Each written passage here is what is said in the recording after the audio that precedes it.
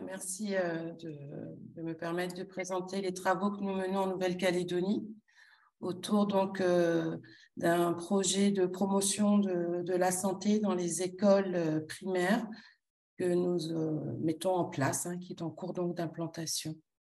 Voilà. Donc, situé un petit peu la Nouvelle-Calédonie. Donc, nous sommes un petit archipel situé entre l'Australie et la Nouvelle-Zélande, dans le Pacifique Sud, composé de 270 000 habitants, des habitants pluriethniques, qui est entré, donc c'est un archipel qui est entré dans un processus de décolonisation depuis 1988.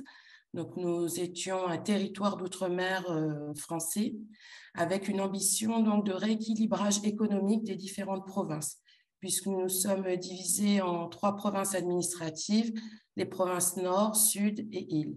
Et donc, la province Sud est celle dans laquelle est située donc, la capitale Nouméa, qui est donc la plus développée, et donc les provinces Nord et Île qui, elles, ont moins de population, moins d'emplois. Et donc l'idée des premiers accords qui ont été signés en 1988 et qui se sont poursuivis jusqu'à aujourd'hui était de redonner donc un rééquilibrage surtout économique, mais aussi au niveau des institutions aux autres provinces Nord et Île. Malheureusement, aujourd'hui, en 2022, on constate encore des inégalités sociales et territoriales de santé, des inégalités également éducatives, d'accès au diplôme et à l'emploi, qui touchent majoritairement les ethnies océaniennes et en particulier l'ethnie kanak, qui est le peuple premier de la Nouvelle-Calédonie. Voilà. Donc, par rapport à cette situation, évidemment, nous ne restons pas passifs. Donc, des textes sont votés régulièrement, nos réglementations évoluent, notre législation.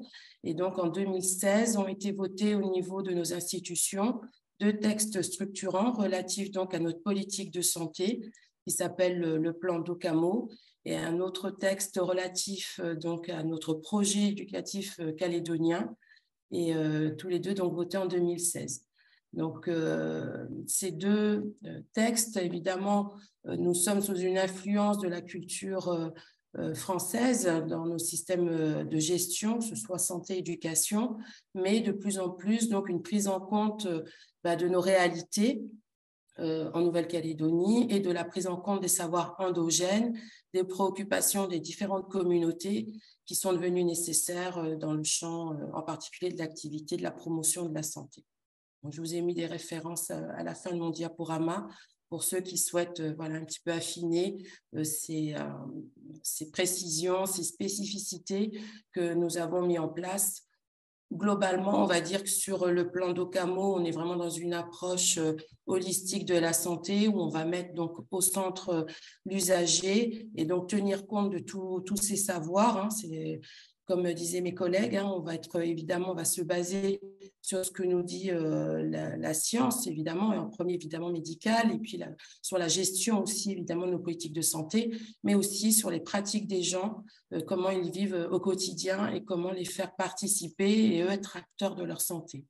Et au niveau du projet éducatif calédonien, on est sur des axes où on va travailler sur l'environnement des enfants, leur bien-être. C'est un des champs qui est inclus dans ce projet, contextualisé à la Nouvelle-Calédonie, tout en ayant une ouverture à l'Océanie et au monde. Voilà. Donc, avec mes collègues, nous étudions un dispositif de promotion de la santé en milieu scolaire qui est fondé sur une démarche de co-construction d'outils pédagogiques d'éducation à la santé. Et son objectif, c'est donc la réduction des inégalités sociales. Donc, pour ce faire, le dispositif va tenter, nous, en tout cas, nous mettons tout en œuvre pour agir sur différents domaines. Et donc, on va agir sur le développement de pratiques pédagogiques en promotion de la santé, qui va aussi agir sur le développement de l'environnement scolaire des jeunes en promotion de la santé, et au niveau des enfants, agir sur leurs compétences en littératie, travailler également sur le bien-être des enseignants et améliorer les relations école-famille. Et donc, pour ce faire, on va agir sur 4, on va dire, pôles. Donc, on va travailler sur la formation des enseignants, un soutien aux équipes d'école, fournir les ressources pédagogiques, donc c'est l'outil que nous avons construit avec eux, et travailler aussi à un lobbying institutionnel de manière à pouvoir vraiment agir sur les différents environnements qui vont être institutionnels, éducationnels et aussi l'environnement social. Donc, cette co-construction d'outils pédagogiques avec les enseignants, elle démarre à partir d'un état des lieux de leur pratique de classe, les apports de la recherche en éducation à la santé et la contextualisation des outils. Donc, on est vraiment sur la prise en compte des savoirs, des maîtres, des maîtresses, des communautés, des savoirs scientifiques, et donc à valoriser, mutualiser, enrichir. Et donc, notre travail est une étude mixte qui est basée donc sur une collecte de données qui va être multiple, qui est en continu sur 2 ans et qui permet de suivre la prise en compte des savoirs des différentes personnes et communautés. Donc, nous avons produit ainsi 2 outils. Donc, il y en a un pour le primaire. Celui que vous avez à l'image, donc c'est celui de maternelle. Et donc, on a complètement contextualisé cet outil avec les enseignants dans un processus donc, de co-construction où ils ont apporté donc, leur contribution. Ils l'ont testé en classe, nous ont fait les retours et donc on a mis en œuvre cet outil. Donc, cette participation des enseignants, elle a demandé pour ceux qui exercent en milieu isolé qu'on soit vraiment dans une démarche aller vers, pour pouvoir revoir avec eux les pratiques, avoir les retours, les rassurer, avoir un travail réflexif avec eux. Et donc, c'est la demande d'un accompagnement minimal, ajusté, en fonction évidemment des territoires et des formations initiales des enseignants, de leur expérience. Et on remarque également une influence, le leadership essentiel des directeurs d'école qui a vraiment permis d'être dans un accompagnement de proximité et d'ajuster au mieux l'outil. Donc, cela a donné un outil qui est apprécié par sa contextualisation et son usage clé en main. Cette notion de clé en main, c'est vraiment un gage qui est souvent ressorti. Les enseignants en fait, décrivent que le fait d'être en Nouvelle-Calédonie faisait que jusque très, très fréquemment, ils se retrouvent à devoir réadapter leurs outils avec lesquels ils travaillent en classe parce que ils sont produits en métropole et que donc ils ont tout un travail de réadaptation, de recontextualisation des documents, tandis que là, il est disponible et donc ce qui leur donne encore plus de disponibilité à l'attention et au travail qui pour eux, bien sûr, est le travail premier auprès des élèves de leur classe. Voilà. De plus, on a remarqué que cet outil leur a permis donc de travailler en classe, mais aussi pas seulement sur des temps dédiés à la santé, mais sur d'autres temps éducatifs, ce qui est très intéressant et en faveur évidemment de cette discipline d'éducation à la santé qui est une discipline transversale. Merci.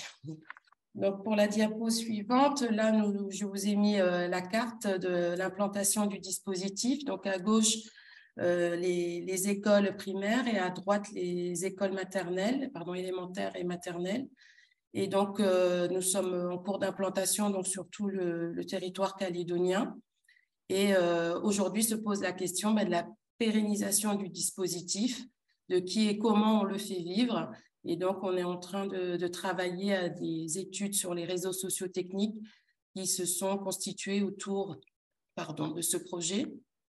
Donc, il montre déjà à l'échelle locale que les dispositifs d'accompagnement sont composés d'une diversité de personnes en termes de profession, communauté d'appartenance, en particulier justement les directeurs d'école, mais aussi les enseignants, les parents d'élèves. Ces professionnels ont une vision de la promotion de la santé qui est intégrée dans le respect de la culture des élèves, des familles ainsi que des enseignants. Et à l'échelle institutionnelle, on retrouve cette même diversité des acteurs et des décideurs, ainsi que cette attention vis-à-vis des différentes croyances et pratiques de la population calédonienne. Donc, en conclusion, on peut dire qu'assurer la décolonisation des savoirs en promotion de la santé en milieu scolaire, c'est d'abord se décentrer de sa propre conception de la santé et de l'éducation, écouter avec humilité et partager nos savoirs réciproques.